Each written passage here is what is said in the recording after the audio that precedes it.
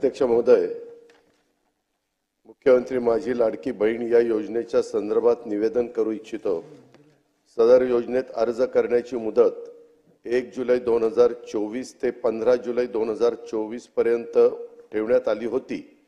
या मर्यादेत सुधारणा करण्यात येत असून आता सदर मुदत 2 महिने ठेवण्यात येत असून ती दिनांक 31 ऑगस्ट 2024 पर्यंत लाभार्थी महिलांना अर्ज करता येईल। तसेच दिनांक 31 ऑगस्ट 2024 पर्यंत अर्ज करण्यात आलेल्या लाभार्थी महिलांना दिनांक 1 जुलै 2024 पासून दरमहा 1500 रुपये आर्थिक लाभ देण्यात येणार आहे। या योजनेच्या पात्रतेमध्ये अधिवास प्रमाणपत्र आवश्यक असल्याचे नमूद करण्यात आले होते। आता लाभार्थी महिलांच्याकडे अधिवास प्रमाणपत्र उपलब्ध नसेल तर त्याऐवजी 15 वर्षापूर्वीचे रेशन कार्ड किंवा मतदार ओळखपत्र किंवा शाळा सोडल्याचं प्रमाणपत्र किंवा जन्म दाखला या 4 पैकी कोणतेही ओळखपत्र किंवा प्रमाणपत्र ग्राह्य धरण्यात येणार आहे।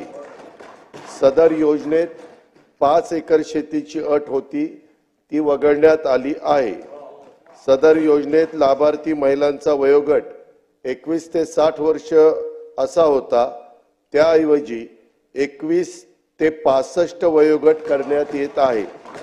परराज्यामध्ये जन्म झालेल्या महिलांनी बॉर्डरवर हा प्रश्न आहे आपल्या महाराष्ट्राच्या महिलांनी महाराष्ट्रातील अधिवास असणाऱ्या पुरुषांबरोबर विवाह केला असेल तर अशा बाबतीत त्यांच्या पतीचं जन्म दाखला किंवा शाळा सोडल्याचे प्रमाणपत्र हा अधिवास प्रमाणपत्र ग्राह्य धरण्यात येईल। तसंच 2.5 लाख रुपये उत्पन्न दाखला उपलब्ध नसेल तर ज्या कुटुंबांकडे पिवळे किंवा केशरी रेशन कार्ड उपलब्ध असेल त्यांना उत्पन्नाचा दाखला प्रमाणपत्रातून सूट देण्यात येत आहे।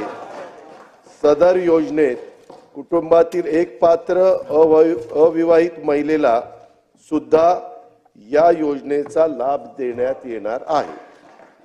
धन्यवाद।